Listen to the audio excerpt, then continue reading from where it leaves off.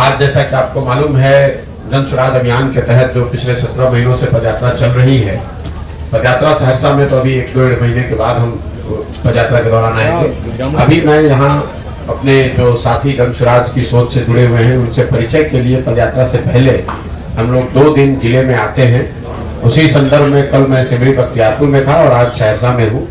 पदयात्रा यहाँ पर खगड़िया अभी मेरा पूरा चलना बाकी है, तो करीब 20 दिन हम लोग खगड़िया में भी चलेंगे। सहरसा में आऊंगा। जब सहरसा आएंगे तो 1 महीने के आसपास यहाँ रहेंगे। यहाँ के हर प्रखंड पंचायत में जाएंगे, यहाँ के विषयों पर, पदयात्रा के बारे में, पदयात्रा के अनुभवों के बारे में, सहरसा में जो लोग कह रहे हैं उन बातों पर चर्चा होगी। आज तो चूंकि हम सहरसा शहर में आए हुए हैं तो कुछ साथियों का ऐसा अनुरोध था कि यहाँ जो पत्रकार हैं वो कुछ बातचीत करना चाहते हैं, इसलिए मैं यहाँ पर हूँ। अभी मैं पदयात्रा से संबंधित जो मेरे अनुभव हैं 16-17 महीने के, उस पर कोई टीका टिप्पणी नहीं करूंगा। अगर आपका कोई सवाल होगा तो उस पर जवाब दे देंगे। बाकी आप जो सवाल करना चाहते हैं वो सवाल आप कर सकते हैं।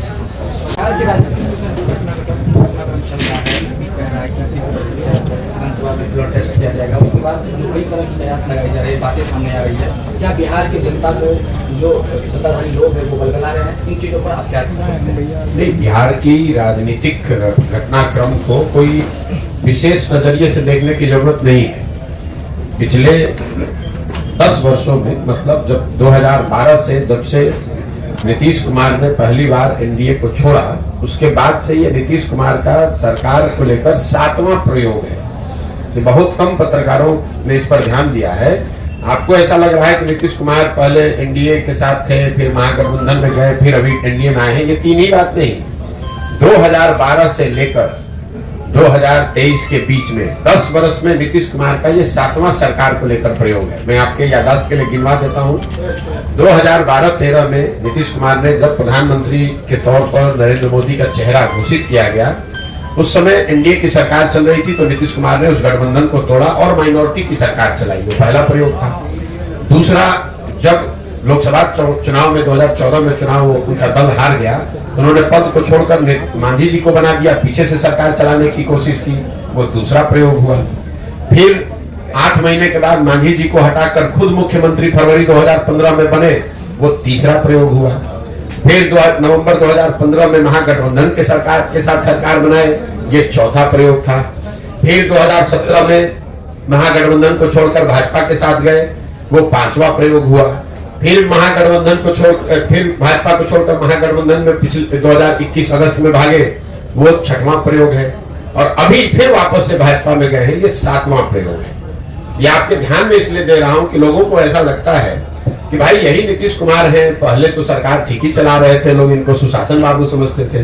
नीतीश कुमार वही हैं, लेकिन ये जो राजनीतिक अस्थिरता का माहौल शुरू हुआ है, 10 वर्ष में ये 7वीं सरकार है। आपके हमारे लिए खबर ये है कि मुख्यमंत्री आरजेडी के साथ है कि भाजपा के साथ है, लेकिन आप इसको समझिए, जब सरकार का मुखिया बदलता है तो सारी नीतियां भी बदलती हैं, सारे अफसर भी बदलते हैं, पूरी सरकार की प्राथमिकता भी बदलती है। और उसका खामियाजा ये होता है कि जब तक नई व्यवस्था नीचे सेटल हुई, तब तक नीतीश कुमार नया प्रयोग कर दिए। तो इनके बार बार ये पलटने से बिहार की जनता का कितना नुकसान हो रहा है, इसका आपको अंदाजा नहीं है। 2015 में 7 निश्चय के आधार पर महागठबंधन को वोट पड़ा, 7 निश्चय के कार्यक्रम शुरू किए गए, बिहार विकास मिशन बनाया गया। 2 वर्ष में जब तक वो कार्यक्रम जमीन पर उतरता है, तब तक वो भाजपा में चले गए, तो 7 निश्चय हाशिए पर चला गया। भाजपा के साथ मिलकर जिन नीतियों पर आगे बढ़े, जब तक वो चीज जमीन पर उतरे, तब तक फिर भाग के महागठबंधन में चले गए। इस वजह से बिहार की जनता का, यहाँ के प्रशासन, यहाँ के लोगों का बहुत बड़ा नुकसान पिछले 10 वर्ष में हो रहा है। और इसके साथ साथ राजनीतिक तौर पर नीतीश कुमार की जो भद पीट रही है, वो तो पीट ही रही है, लेकिन नीतीश कुमार ऐसा कर पा रहे हैं, इसके लिए सबसे बड़े दोषी 2 सहायक दल हैं, जो उसका नाम भाजपा और आरजेडी है। अगर नीतीश कुमार 7 बार पलटे हैं तो 3 बार इसमें भाजपा भी पलटी है, 3 बार आरजेडी भी पलटा है। भाई नीतीश कुमार ने तो कहा कि मैं अब भाजपा में नहीं जाऊंगा, लेकिन साथ साथ भाजपा के नेता अमित शाह ने भी कहा, आज से 2-4 महीना पहले बिहार में आकर मंच से खड़े होकर कहा कि भाई नीतीश, बिहार की जनता, एक लोग आप सुन लीजिए, मैं अमित शाह ये बोल रहा हूं कि नीतीश कुमार के लिए भाजपा का दरवाजा हमेशा के लिए बंद है। वही नीतीश कुमार आज वही अमित शाह भाजपा नीतीश कुमार को आज मुख्यमंत्री बना रही है। तो नीतीश कुमार जो गलती कर रहे हैं, उनका राजनीतिक तौर पर उनकी भग पीट रही है, जनता उनको गाली दे रही है, लेकिन साथ साथ बिहार के नागरिक होने के नाते हम लोग को ये नहीं भूलना चाहिए कि नीतीश कुमार पूरे बिहार की जनता का मजाक इसलिए उड़ा पा रहे हैं क्योंकि भाजपा वाले या आरजेडी वाले पद की लालच में नीतीश कुमार को ये करने में मदद कर रहे हैं। अगर आज नीतीश कुमार भाजपा छोड़कर आरजेडी चले जाएं, तेजस्वी यादव को मुख्यमंत्री बना दे, फिर कल से तेजस्वी यादव को नीतीश कुमार में विकास पुरुष दिखने लगेगा। कल तक भाजपा को नीतीश कुमार बेकार दिख रहे थे, आज उनके साथ आ गए तो मुरेठा बांधकर घूमने वाले सम्राट चौधरी आज नीतीश कुमार को बिहार का भविष्य ढूंढ रहे हैं। कल तक कह रहे थे कि नीतीश कुमार अगर सभा में जाएंगे तो महिलाएं सभा छोड़कर भाग जाएंगी क्योंकि इन्होंने इतने अभद्र भाषा का प्रयोग किया है। इस देश के प्रधानमंत्री मोदी जी ने मध्य प्रदेश के चुनाव हुई सभा में खड़े होकर बताया कि नीतीश कुमार ने जिस तरह की भाषा का प्रयोग किया है, ऐसे भाषा का प्रयोग, ऐसे महिलाओं का असम्मान करने वाले लोगों को सजा मिलनी चाहिए। तो सजा के तौर पर मोदी जी ने अब नीतीश कुमार को बिहार का मुख्यमंत्री बनवा दिया। तो आप लोग सिर्फ आप और हम नीतीश कुमार को क्यों गाली दे रहे हैं, क्यों उनका शिकायत कर रहे हैं? भाई नीतीश कुमार को जग जाहिर पूरा दुनिया जानता है कि नीतीश कुमार हर 6-8 महीने साल भर पर अपने पद की लालच में कुर्सी अपना पलटेंगे, लेकिन उनके जो साथी दल हैं, जो लोग उनको इस पलटने में मदद कर रहे हैं, अब समय आ गया है उनको भी चिन्हित करने का और उनको भी पहचानने का कि उनका भी दोष कम नहीं है।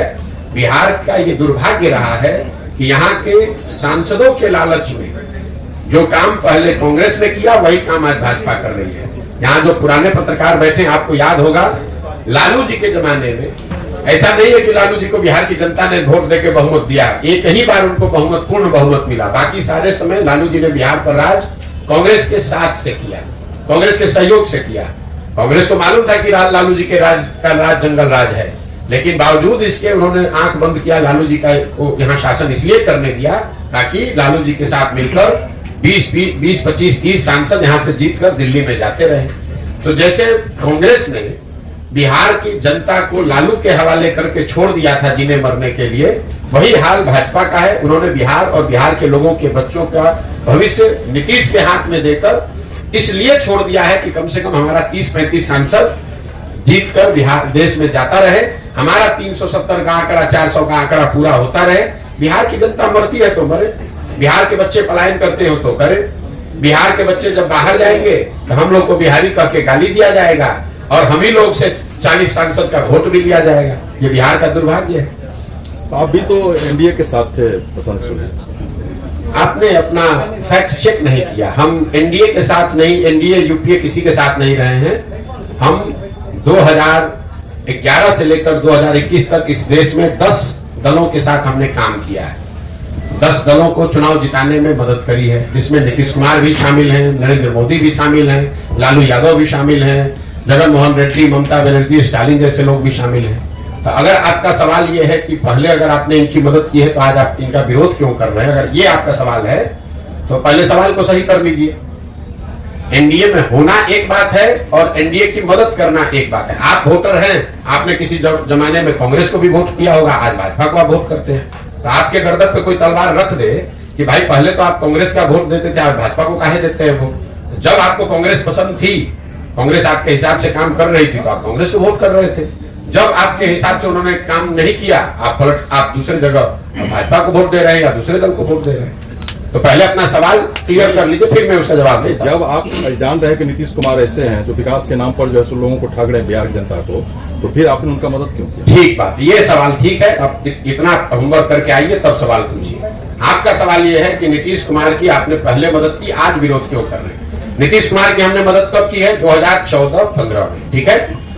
तो 14-15 के नीतीश कुमार और 22-23 के नीतीश कुमार में जमीन आसमान का फर्क है।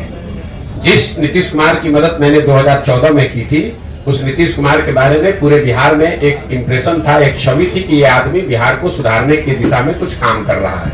2005 से लेकर 2012-13 के दौर में बिहार सुधरता हुआ दिखा था और वो सुधार नीतीश कुमार के नेतृत्व में हुआ था। नीतीश कुमार को इस राज्य में, राज्य के बाहर लोग सुशासन बाबू कहते थे। उस नीतीश कुमार की मैंने मदद की थी। आज जिस नीतीश कुमार का विरोध कर रहे हैं वो नीतीश कुमार है जिनके राज को लोग बोलचाल की भाषा में अधिकारियों का जंगल राज बता रहे हैं। 2014-15 में जिस नीतीश कुमार की मदद की थी वो नीतीश कुमार थे जो चुनाव नहीं हारे थे, उनका दल चुनाव हारा था लोकसभा में, लेकिन राजनीतिक मोरालिटी एक चीज होती है जिसके आधार पर उन्होंने पद छोड़कर मांझी जी को मुख्यमंत्री बना दिया था। उस नीतीश कुमार की मैंने मदद की थी। आज जिस नीतीश कुमार का विरोध कर रहे हैं वो आदमी का विरोध कर रहे हैं जो राजनीतिक निर्लज्जता का उदाहरण बन गया है। 2020 में नीतीश कुमार चुनाव हार गए हैं। 243 के विधानसभा में 42 विधायक जीतने वाले पार्टी के नेता हैं, यानी वो चुनाव हार गए हैं। लेकिन हारने के बावजूद कोई ना कोई जुगाड़ लगा के कभी राजद के साथ, कभी भाजपा के साथ, कभी दूसरों के साथ मिलकर सरकार बना रहे हैं, कुर्सी पर बैठे हैं। तीसरी बात, 2014-15 में उस नीतीश कुमार की मदद की थी जिसमें मानवता अभी जिंदा था। ये वही नीतीश कुमार हैं, आप पत्रकार हैं, आपको याद होगा वाजपेयी जी के सरकार में ये रेल मंत्री थे। जब ये रेल मंत्री थे तो गैसल पश्चिम बंगाल में एक रेल दुर्घटना हुई जिसमें 285 लोगों की मृत्यु हुई थी। नीतीश कुमार ने ये कह के पद से इस्तीफा दिया कि मेरे पद पे रहते हुए अगर 200 से ज्यादा लोगों की दुखद मृत्यु हुई है तो मैं उस पद पे कैसे रहूंगा। उस नीतीश कुमार का साथ दिया था मैंने। जिस नीतीश कुमार का आज विरोध कर रहे हैं ये वो नीतीश कुमार हैं जो कोरोना काल में हजारों लोगों की दुखद मृत्यु हो गई, पूरे देश पर संकट आया, लेकिन जितना संकट बिहार के लोगों पर आया उतना किसी पर नहीं आया। लाखों बच्चे बिहार के रोड पर मारे मारे फिर रहे थे और ये आदमी महीनों तक अपने घर से बाहर नहीं निकले। तो प्रशासक के तौर पर, राजनेता के तौर पर और मानवता के तौर पर, तीनों ही आधार पर 14-15 के नीतीश कुमार और 22-23 के नीतीश कुमार में जमीन आसमान का फर्क है। इसीलिए उस समय उनका साथ दिया था और आज उनका विरोध कर रहे हैं। और एक अंतिम बात, लोकतंत्र में चुनाव 5 वर्ष पर क्यों होता है? लोकतंत्र में चुनाव 5 वर्ष का नियम क्यों है? 10 वर्ष पर भी हो सकता था, 2 वर्ष में भी हो सकता था, क्यों 5 वर्ष पर होता है? 5 वर्ष पर लोकतंत्र में चुनाव इसलिए होता है कि आपको ये बताया जाता है संविधान से कि जिस नेता पर, जिस दल, जिस विचारधारा पर, जिसके कार्यक्रमों पर भी आपका भरोसा है, यकीन है, आप उसके साथ खड़े होइए, उसकी मदद कीजिए, उसको वोट दीजिए। लेकिन वो वोट और भरोसा 5 वर्ष के लिए है, जीवन भर की बदुआ मजदूरी नहीं है। अगर आपकी बात हम मान लें तो वोटर होने के नाते आपने एक बार मोदी जी को वोट दे दिया, अब मोदी जी काम करे या न करे, जीवन भर उन्हीं को अगर आप वोट देते रहेंगे, उनके काम का समीक्षा आकलन करके अपना निर्णय नहीं बदलेंगे, तब तो आप और हम देश में लोकतंत्र ही खत्म कर देंगे। फिर 5 वर्ष पर चुनाव की जरूरत क्या है? एक बार आपने लालू जी को वोट दे दिया, एक बार नीतीश जी को वोट दे दिया, एक बार मोदी जी को वोट दे दिया, आप जीवन भर उन्हीं को राज करने दीजिए। तो आप लोकतंत्र को खत्म ना करें। ये संविधान आपको नागरिक होने के नाते ये जिम्मेवारी देता है कि अगर आपने किसी का साथ दिया और उस नेता ने, उस दल ने अगर उस हिसाब से आप काम नहीं किया, तो नागरिक होने के नाते आपकी ये जिम्मेवारी है कि जितने मजबूती से आपने उसका साथ दिया है उतनी ही मजबूती से उसका विरोध भी कीजिए। अच्छा सर, हमारा सवाल है, बिहार में कई पार्टियां, आपने जन स्वराज बनाया, आप बिहार को कैसे बदलना चाहते हैं? पहले बात तो जब मैं फिर वही बात कहूंगा, आप लोग पत्रकार हैं, थोड़ा सा रिसर्च करके थोड़ा पढ़ के आइए। हमने कोई पार्टी नहीं बनाई है, जन स्वराज पार्टी नहीं है, जन स्वराज अभियान है। अभियान है एक नई पार्टी बनाने का। इसके 3 उद्देश्यों में एक उद्देश्य है बिहार में एक नया दल बनाना। क्यों? इसकी क्यों जरूरत है? इसलिए नहीं कि प्रशांत किशोर चाहते हैं कि एक दल बने, इसलिए कि बिहार के में जब 2 वर्ष पहले एक अध्ययन किया गया तो यहाँ 55% बिहार के लोगों ने cutting across cast and religion caste and class, सभी वर्गों के, सभी संप्रदायों के, सभी जातियों को अगर मिला दें तो 55% लोगों ने कहा कि बिहार में सुधार के लिए एक नए दल, नए विकल्प की जरूरत है। इसका मतलब ये नहीं है कि वो सब लोग कह रहे हैं कि जनसुराज की जरूरत है, लेकिन एक नए दल, एक नए विकल्प की जरूरत है, ऐसा 55% बिहार के लोगों ने कहा है। तो जन स्वराज अभियान उसी से जुड़ा हुआ है कि अगर आधे से ज्यादा बिहार की जनता अपने बेहतर भविष्य के लिए नया दल बनाना चाहती है तो जन स्वराज वो अभियान है जिससे हम लोग गांव-गांव जाकर लोगों को बता रहे हैं कि अगर आप नया दल, नया विकल्प बनाना चाहते हैं तो आप आइए, आप व्यवस्था की, संसाधन की, जाति की चिंता मत कीजिए, आप साथ में आइए। अगर आप ईमानदार व्यक्ति हैं, आप में जज्बा है, आप बिहार को सुधारना चाहते हैं तो आप साथ में आइए, नया दल बनाइए। प्रशांत किशोर और जन स्वराज आपकी मदद करेंगे। आप में से कई साथियों को ऐसा लगता है अरे भाई तो पहले दूसरे दलों को के लिए काम करते थे और आके बिहार में घूम रहे हैं। दोनों में कोई फर्क नहीं है। पहले हम यही काम दल और नेताओं के लिए करते थे, नेताओं को और दलों को बताते थे किस तरह से संगठन को मजबूत करो, कैसे साथ में आओ, कैसे बूथ कमेटी बनाओ, कैसे जनता के बीच प्रचार करो, कैसे चुनाव लड़ो, और उनको जिताने में मदद करते थे। काम वही कर रहे हैं। अब दल और नेता के बजाय जनता को, बिहार की समाज को समझा रहे हैं कि कैसे आप एक साथ आकर दल बना सकते हैं, किसी भी समीकरण की चिंता किए बगैर उनको चुनाव जीत कर आ सकते हैं, और किस तरह का आपको संवाद करना चाहिए, कैसा प्रयास करना चाहिए। हमारी भूमिका कुम्हार की है। हम ये कोई दल नहीं है, दल के हम नेता नहीं है, ये अभियान है। और जैसे कुम्हार अच्छी मिट्टी और चाक से घड़ा बनाता है, वैसे गांव-गांव घूमकर इस अभियान के माध्यम से मैं ऐसे लोगों को ढूंढ कर निकाल रहा हूं जो लोग नया दल बनाना चाहते हैं। उनको हम मदद करेंगे ताकि वो सब लोग मिलकर दल बनाए। जब सब लोग मिलकर दल बनाएगा तो उनको हमारी मदद से वो चुनाव भी लड़ेंगे, और ऊपर वाले ने चाहा, बिहार की जनता का आशीर्वाद रहा तो जीत कर भी आएंगे। सर, लोकसभा चुनाव में भी आपको जब दल ही नहीं है तो लोकसभा का चुनाव कैसे लड़ेंगे, आप उनको बता दीजिए। दल होगा सर। मेरे भाई, जो भी राजनीतिक क्षेत्र में यहाँ है, बिल्कुल मैं आ रहा हूँ उस पर। आप लोग जो नेता लोग कहते हैं, कम से कम उस बात को ध्यान से सुनिए और उसी पर सवाल कीजिए। जब ये अभियान शुरू हुआ तो हमने कहा कि पूरे बिहार में पदयात्रा करने के बाद ही ये निर्णय लिया जाएगा कि दल कब और कैसे बनना है, लेकिन कब कैसे बनना है, दल का नाम, संविधान क्या हो, उसकी प्राथमिकता क्या हो, उसके नेता कौन हो, इस पर निर्णय पदयात्रा के बाद लिया जाएगा। अभी तक पिछले 17 महीनों में मैं आधा बिहार पैदल चल पाया। 120 विधानसभा क्षेत्रों तक हम लोग पैदल चल के गए, आधा बिहार बाकी है। तो दल जब एक बार जनता को कह दिया कि पदयात्रा करने के बाद ही बनाऊंगा, तो बीच में बनाने का मतलब तो है नहीं। ठीक है, दलों के कोई चुनाव आ जाएगा तो दल बना लेंगे, तो फिर लोग कहेंगे देखिए इनको तो चुनाव लड़ना था इसलिए पदयात्रा कर रहे हैं। लोकसभा से पहले कोई दल है नहीं, इसलिए लोकसभा में जन स्वराज पार्टी की ओर से कोई चुनाव नहीं लड़ा जाएगा। आपने कहा कि एक निर्दलीय चुनाव लड़ा था जिसकी मदद जन स्वराज ने की थी एमएलसी के तौर पर, और वो चुनाव जीते भी थे, वो ठीक बात है। अगर बिहार में ऐसी परिस्थिति बनती है जहां जन स्वराज की सोच से, इस परिकल्पना से जुड़े हुए लोग किसी लोकसभा क्षेत्र में, जिले में ये तय करते हैं कि नहीं भैया हम लोग के पास हम लोग को चुनाव लड़ना है, कोई ऐसा व्यक्ति मिलता है जिसके लिए समाज कह रहा हो कि नहीं भैया ये बहुत अच्छे आदमी है, इनको सांसद के तौर पर जिताकर भेजा जाए, तो वो निर्दलीय के तौर पर चुनाव लड़ सकते हैं, जन स्वराज उनकी मदद कर सकता है। मेरा लक्ष्य कोई एक एमपी सीट जीतना नहीं है। शिक्षकों का एमएलसी चुनाव क्यों लड़ा गया? इसलिए क्योंकि चुनाव तो समय 8-10 जगह हुआ, एक शिक्षक का चुनाव क्यों लड़ा गया? इसलिए लड़ा गया कि लोगों ने ये कहा कि अगर आप जन स्वराज से शिक्षा की बात कर रहे हैं, शिक्षा पर ही आपका फोकस है, तो शिक्षकों के एमएलसी का चुनाव जरूर हम लोग को लड़ना चाहिए, क्योंकि उसमें वोटर सिर्फ शिक्षक है। उनकी बात मानी गई, और जिन जिलों में उस समय पदयात्रा हुई थी वहां पर शिक्षकों के एमएलसी के चुनाव के लड़ा गया एक निर्दलीय के तौर पर, हम लोग जीत कर लिया है। तो आगे अगर लोकसभा चुनाव से पहले जन स्वराज की सोच से, परिकल्पना से जुड़े हुए साथियों ने अगर ये तय किया कि हमें लोकसभा चुनाव किसी क्षेत्र में लड़ना है, उस तरह का कोई बेहतर व्यक्तित्व मिले जिसको कि चुनाव लड़ाने से समाज का भला हो सकता है, तो जन स्वराज अपने संसाधन व्यवस्था से, अपने खर्चे से, अपनी ताकत से उसको चुनाव लड़ाएगा। लेकिन वो चुनाव वो व्यक्ति को, उस व्यक्ति को निर्दलीय लड़ना पड़ेगा, क्योंकि अभी जन स्वराज दल है नहीं। जब दल बन जाएगा तो उसके बाद जो भी चुनाव होगा, चाहे मुखिया का चुनाव हो कि लोकसभा हो कि विधानसभा हो, सारा चुनाव लड़ा जाएगा। मेरा क्वेश्चन है कोई ऐसा टारगेट नहीं है। इसलिए नहीं है कि इस पूरी पदयात्रा में कोई दिन और किलोमीटर निश्चित नहीं है। जब मैंने घोषणा की थी तो मेरा अनुमान था कि 1.5 वर्ष में हम पूरा बिहार पैदल चल देंगे। करीब 1.5 वर्ष होने को आ गया, हम आधा बिहार ही कर पाए हैं। लेकिन मेरे लिए जरूरी नहीं है कि जल्दी से पदयात्रा पूरी करें और दल बना दें। पदयात्रा के जो उद्देश्य है, बिहार को जमीन पर जाकर समझना, उन लोगों को ढूंढ कर निकालना जिसको समाज सही आदमी समझता है, उसमें जितना मैं सोच कर चला था उससे ज्यादा समय लग रहा है। लेकिन मैं करने के लिए वो कृत संकल्पित हूँ, चाहे उसमें 2 वर्ष लगे कि 6 वर्ष लगे, करेंगे, वैसे करेंगे इसको पूरी ईमानदारी और शुद्धता से।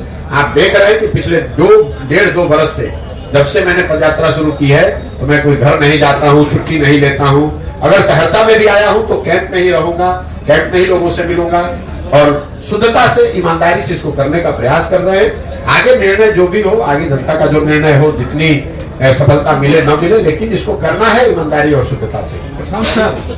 व्यक्ति का व्यक्तित्व प्रभावित होता है पद और लायबिलिटी आने के बाद। आप कैसे तय करेंगे कि आप जो अभियान चला रहे हैं उसमें आप सफल रहेंगे और अलग रहेंगे? बिल्कुल सही बात है। ये आपका जो अनुभव है कि कई लोग पद पे आने के बाद उनका व्यक्तित्व, उनका चरित्र बदलता है। इसीलिए इसके 3 शब्दों में एक महत्वपूर्ण शब्द है सामूहिक प्रयास। सही व्यक्ति हो वो भी उसका भी व्यक्तित्व और चरित्र पद पर आने के बाद बदल सकता है। तो सही व्यक्ति हो, सही सोच हो, लेकिन उसके साथ साथ एक कोई सही व्यक्ति इसको नहीं सुधार सकता है। सामूहिकता की जो ताकत है, अगर हजारों लोग साथ में सही लोग आकर प्रयास कर रहे हैं तो हजारों लोग ओवरनाइट उनका चरित्र बदल जाएगा, ऐसा संभव नहीं है। तो जो 3 शब्द इस पूरी परिकल्पना के आधार हैं कि सही व्यक्ति का चुनाव किया जाए, मजबूत व्यक्ति का नहीं, सही व्यक्ति का। राजनीति में कई बार मजबूत को सही मानकर उसको आगे बढ़ाया जाता है। हम लोग की सोच ये है कि नहीं, सही व्यक्ति भले कमजोर हो, उसके पीछे साधन व्यवस्था लगाकर उसको मजबूत बनाया जा सकता है, लेकिन मजबूत व्यक्ति को सही मानकर अगर जिता दिया जाए तो ये जरूरी नहीं है कि वो सही हो। तो पहली बात है कि आदमी सही ढूंढ कर निकाला जाए। दूसरा, सोच उसकी सही हो। सोच ये हो कि बिहार को अगले 10 वर्ष में कैसे विकसित बनाना है, बिहार के लोगों को, बिहार के बच्चों का कैसे उनकी बेहतरी करनी है, बजाय इसके कि किसी जाति, किसी परिवार की बात हो। और तीसरा, किसी एक व्यक्ति पर पूरी व्यवस्था न आधारित हो। इसलिए सामूहिकता से, कोई प्रशांत किशोर इसको नहीं ठीक कर सकते हैं। अगर ऐसा होता तो हम कहते हैं कि हम दल बना रहे हैं, हम सही व्यक्ति हैं, हमारी सोच सही है, हम इसको ठीक कर देंगे। मैं कह रहा हूं कि किसी एक प्रशांत किशोर के, 10 प्रशांत किशोर के आने से बिहार नहीं सुधरेगा। जब तक समाज से हजारों लोग एक साथ आकर, सही सोच वाले लोग एक साथ आकर सामूहिक तौर पर साथ मिलने, साथ चलने का, साथ काम करने का निर्णय नहीं लेंगे, तब तक सुधार संभव नहीं है। इसीलिए आप देख रहे हैं कि जो राजनीतिक दल बनाने में दूसरों को 1 दिन लगता है, 1 घंटे में लोग दल बना देते हैं, वो दल बनाने में ही मैं 2 साल 3 साल लगा रहा हूँ। क्यों लगा रहा हूँ? इसलिए लगा रहा हूँ कि जो लोग ये दल बनाए, जब ये दल बने, जो लोग इस दल को बनाए, वो दल किसी जाति विशेष का ना हो, किसी व्यक्ति विशेष का ना हो, किसी परिवार का दल ना हो, बल्कि वो बिहार के उन सारे लोगों का दल हो जो लोग बिहार में व्यवस्था बदलना चाहते हैं, एक नया विकल्प, नया प्रयास के भागीदार बनना चाहते हैं। ठीक है सर, अभी जो खेला होने की बात चल रही है, आखिर वो कौन सा खेला होने जा रहा है? मेरे भाई देखिए, कोई भी खेला हो, आप मुझे बताइए, यहाँ पर 2012 के बाद अभी मैंने आपको गिनवाया, ये 6वां 7वां सरकार का प्रयास है। क्या फर्क पड़ गया? चाहे केंद्र में यूपीए की सरकार हो या केंद्र में अभी मोदी जी की सरकार है, बिहार में चाहे नीतीश कुमार महागठबंधन के साथ रहे, अकेले रहे या भाजपा के साथ रहे, बिहार में बच्चों के पढ़ाई की व्यवस्था तो हुई नहीं, बिहार में चीनी मिल तो चालू हुए नहीं, बिहार में लोगों को रोजगार मिला नहीं, पलायन थमा नहीं। तो किसी की भी सरकार बन जाए, किसी भी फॉर्मेशन में आ जाए, किसी तरह का खेला हो जाए, यहाँ परिवर्तन आने वाला नहीं है। खेला तो तब होगा जब जनता खड़ा होकर, जितने खेला करने वाले लोग हैं, सबको झाड़ू मार कर बाहर जब करेगी, तब असली खेला होगा। मेरा क्वेश्चन है सर, मेरा क्वेश्चन है, जनसुराज पार्टी या जनसुराज अगर कोई दल बनाती है, हम उसको सत्ता में लाते हैं, तो क्या वो बिहार को विकास के मार्ग पे ले जाएगा? आप जो बिहार को विकास के मार्ग पर बिहार के लोग ले जा सकते हैं, कोई पार्टी, कोई दल नहीं ले जा सकता है। तो अगर बिहार के, आपके सवाल का जवाब दे रहा हूं, बिहार के सही सोच रखने वाले लोग अगर एक साथ आकर राजनीतिक लोकतांत्रिक प्रयास करते हैं, उनके पास बिहार को सुधारने का एक सही जमीन से सोच समझकर बनाया गया प्लान हो, सही लोग हो, तो बिल्कुल बिहार को सुधारा जा सकता है। अगले 10 वर्ष में बिहार को देश के 10 अग्रणी राज्यों की श्रेणी में खड़ा किया जा सकता है। ये क्वेश्चन नहीं है सर, क्वेश्चन ये है, जैसे विधायक जीत के जाता है, चाहे आपका दल हो, वो विधायक यहाँ से जीत के जाएगा, हम लोग जिताएंगे, नया पार्टी को जिताएंगे, क्योंकि सब पार्टी को दिए एक बार मौका, कोई बिहार को आज तक विशेष स्वराज का दर्जा तक नहीं दिलवा पाया। यहाँ तक कि जो भी पुराना चीनी मिल था, पेपर मिल था, वो बंद करवा दिया गया।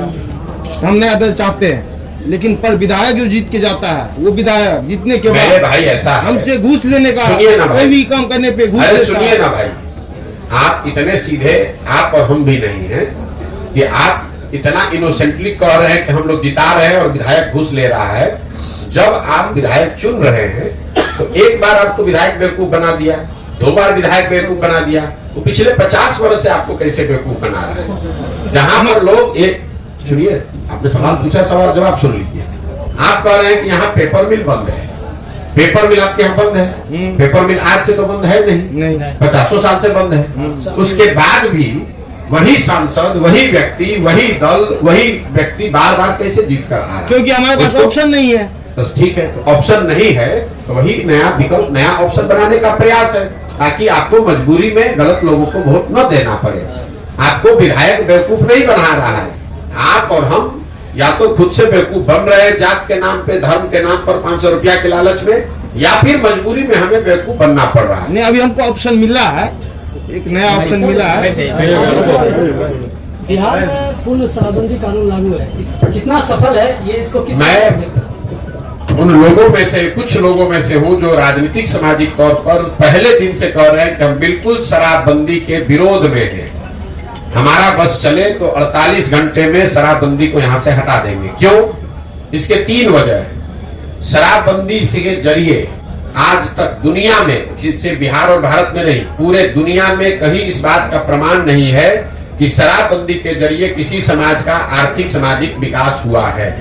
इस दुनिया में कहीं ऐसा प्रमाण नहीं। अगर होता तो दो दुनिया में अग्रणी देश हैं जो स्कैंडिनेवियन कंट्री है, वेस्ट के यूरोपियन देश हैं, अमेरिकन देश हैं, उस सब जगह शराबबंदी लागू होता। उन लोगों ने लागू क्यों नहीं किया? क्योंकि इस बात का कोई प्रमाण नहीं है। दूसरी बात, लोग ये बताते हैं कि गांधी जी ऐसा चाहते थे कि शराबबंदी लागू हो। बिल्कुल ये बात सिरे से खारिज करता हूं, गलत बात है, लोगों को भ्रम फैलाया जा रहा है। मैं पिछले 2 वर्ष से नीतीश कुमार को और उनके जो भी लोग भी शराबबंदी के पक्ष में गांधी के नाम पर, मैंने उनको खुली चुनौती दे रखी है। अगर आप गांधी को पढ़ने का, समझने का दावा करते हैं तो मुझे एक पंक्ति गांधी जी का दिखा दीजिए, लिखा हुआ या बोला हुआ, जहां पर गांधी जी ने ये कहा कि सरकारों को शराबबंदी लागू करना चाहिए। गांधी जी ने ये नहीं कहा। गांधी जी ने शराब को लेकर, शराब न पीने को लेकर एक सामाजिक प्रयास की बात कही है कि शराब पीना बुरी बात है, नहीं पीना चाहिए, समाज को इस दिशा में प्रयास करना चाहिए। उन्होंने ये नहीं कहा कि सरकार को कानून बना देना चाहिए। इसका एक आपको उदाहरण दे रहा हूं।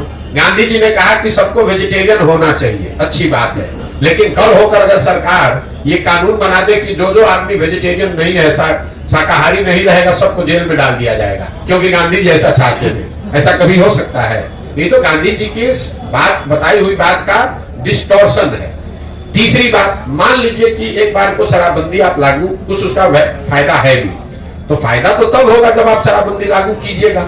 जमीन पर बिहार में शराबबंदी तो लागू है नहीं। शराबबंदी के नाम पर शराब के दुकान बंद कर दिए गए, होम डिलीवरी चालू है। तो आप देख रहे हैं कि दुनिया भर में अमेज़न है, फ्लिपकार्ट है, आप घर से बैठे बैठे ऑर्डर करते हैं, सामान घर पे आ जाता है। तो मैं 2 वर्ष से कह रहा हूं कि जो बिहार में शराबबंदी है, ये नीतीश कुमार का अमेज़न फ्लिपकार्ट मॉडल है, जिसमें शराब का दुकान बंद है और होम डिलीवरी चालू है। अब इसका जरा आप नुकसान समझिए। बिहार जैसे गरीब राज्य में शराबबंदी के नाम पर जो ये फसाद खड़ा किया गया है, इसकी वजह से करीब करीब 20,000 करोड़ रुपया का हर साल का नुकसान हो रहा है बिहार की गरीब जनता का। और ये पैसा जा कहां रहा है? ये पैसा जा रहा है भ्रष्ट अफसरों के पास, शराब माफिया के पास, और यहाँ के गरीब जनता का पैसा लूटा जा रहा है। दूसरी बात, शराबबंदी होने से हर गांव में आप देखिए जितने लड़के हैं वो अवैध शराब के कारोबार में लग गए। उनके हाथ में कट्टा, उनके पास मोटरसाइकिल, 2-4 बोतल इधर से उधर किया, 2-4 हजार रुपया कमा लिया। और सबसे महत्वपूर्ण बात, इसमें जिन महिलाओं के नाम पर शराबबंदी लागू किया गया, सबसे ज्यादा प्रताड़ित इसमें महिला ही है। जब से बिहार में शराबबंदी लागू किया गया है, तब से आंकड़ों के हिसाब से, सरकारी आंकड़ों के हिसाब से करीब 6,37,000 से ज्यादा केस रजिस्टर किए गए हैं। करीब करीब 6.5 लाख केस दर्ज किए गए। इसमें 1.25 लाख केस अभी भी चल रहा है। और ये ज्यादातर केस, 2/3 से ज्यादा केस समाज के गरीब और पिछड़े समाज के लोगों पर किया गया है। वो लोग जब एक बार केस में पकड़ लिए गए शराबबंदी में, तो उनके घरों की महिलाएं, उनके बच्चे थाने में और कोर्ट में दौड़ रहे हैं और लोग जेलों में सड़ रहे हैं। जो पैसे वाला है वो शराब का धंधा कर रहा है, इससे पैसा कमा रहा है, और जो गरीब आदमी है वो शराबबंदी के नाम पर पुलिस प्रशासन उसको परेशान कर रही है। और जो गरीब घर के बच्चे हैं वो मजबूरी में अवैध शराब के कारोबार में लग रहे हैं। पहली बार बिहार में पिछले 2-4 वर्ष में हम लोग देख रहे हैं कि ये स्मैक और अलग तरह के चीजें शुरू हो गई जो शराब के नाम न मिलने की वजह से। और जहरीली शराब से जो मृत्यु हो रही है वो अलग है। हर पंचायत में आपको हर 2-4 दिन में कोई ना कोई घटना ऐसे सुनने को मिलती है। तो मुझे लगता है कि शराबबंदी का सिरे से ना इसका कोई आर्थिक आधार है, ना सामाजिक आधार है, ना प्रशासनिक आधार है, ना मौलिक नैतिक आधार है। ये बिल्कुल बिहार को और गर्त में ले जा रहा है। शराब पीना बुरी बात है, सरकार को उसको प्रमोट नहीं करना चाहिए, लेकिन ये लोगों की स्वेच्छा और स्वविवेक पर इसको छोड़ना चाहिए। आपको क्या खाना है, आपको क्या पहनना है, ये निर्णय सरकार नहीं ले सकती है, ये निर्णय लोगों का होना चाहिए। आपका काम है उसको रेगुलेट करना, आपका काम है कि उसमें कोई गलती ना करे। आप जींस पहनना चाहते हैं कि पैजामा पहनना चाहते हैं, ये निर्णय आपका होना चाहिए, सरकार का नहीं, नीतीश कुमार का नहीं। पटना में बैठ के वो तय करेंगे कि आप नाश्ता क्या कीजिएगा और खाना क्या खाइएगा। इसीलिए बिहार की ये दुर्दशा इस आदमी ने करी है। ठीक है भैया, बहुत बहुत धन्यवाद।